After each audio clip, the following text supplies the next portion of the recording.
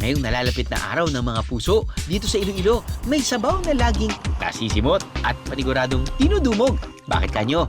Ang sabaw na ito, pampagana raw. Literal daw kasi itong nakaka-energize dahil sinasahugan ng ari at puso ng baka. Yung sabaw namin, sabi niya hindi raw nabuntis yung asawa niya. Nung nakain siya ng sabaw namin, nabuntis daw. Sabi ko, ikaw naman. Sinasahugan ng 10 klase ng laman at laman loob. Ang tawag nila rito, salam-ukan.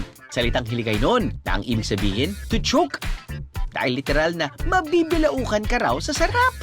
Meron tayong ox cheek, yung laman sa pisngi, yung laman sa balikat, saka patas skin. Meron tayong mata, brain, pancreas, ox dick o yung tinatawag nilang soup number 5.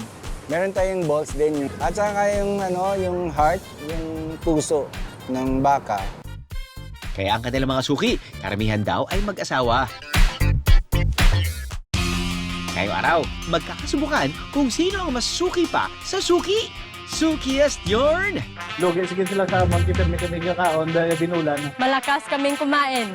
Kami ang Team B. Ewan ko sa kanila ako kahit araw-araw sa lamukan okay ako. Ako kahit saan sa asawa ko. We are the Team A! Ang laban, kaunahang makaubos ang mga mister ng salam-ukan. Pero ang gamit, kamay ni misis. Init na sila. Hala sige, puksa na!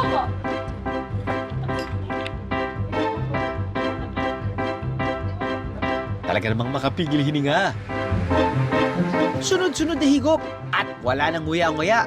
Dead man akong mabilaukan. Sa bagay, matutunaw din yan. At wala pang 3 minuto, ang Team B ang napae! Ang pagsasama raw nina Joanne at Bibo nananatiling mainit.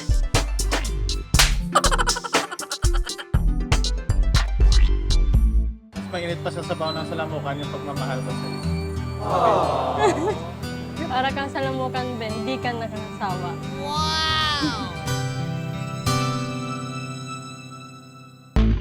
Pero bukod sa masarap nitong lasa, para kay Boyet, walang makapapantay sa salam-ukan nila dahil sa sangkap nitong alaala.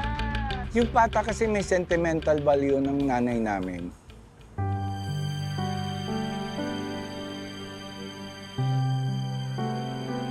Yun yung nagpaaral sa amin. Kasi wala siyang ipinamana sa amin. Nung napansin ko yung sabaw namin, ginto pala yun. Yun yung pala yung napakalaking pamana niya sa amin, magkakapatid.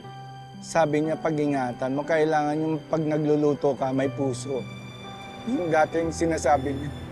Sabi niya, you cook with the heart. Sabi ko sa mga staff ko, we should not win their pockets, but also their hearts.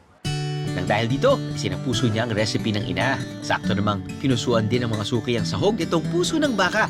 Masarap din.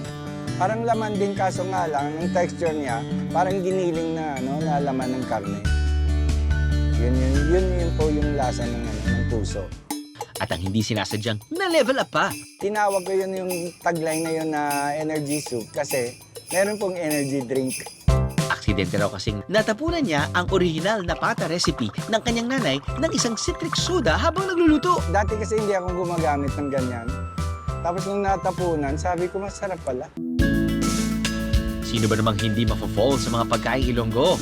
Hindi may kakailang foodie haven ng lungsod. It's our love language sa aming mga pamilya and kaibigan bisita. Being a UNESCO Creative City of Gastronomy, the first in the Philippines, yung gastronomy ng Iloilo speaks about its heritage as well. Pinamana ng mga recipes, yung luto ng lola mo, ng nanay mo, ng tatay mo. Yun talaga yung tumatatak kahit na may mga bagong innovations, may mga bagong pagkain. We have kept the Ilonggo food, yung heritage ng Ilonggo food alive. I have the meeting this is the All you gotta do is just subscribe to the YouTube channel of GMA Public Affairs and you can just watch all the behind the show episodes all day, forever in your life. Let's go! Yeehaw!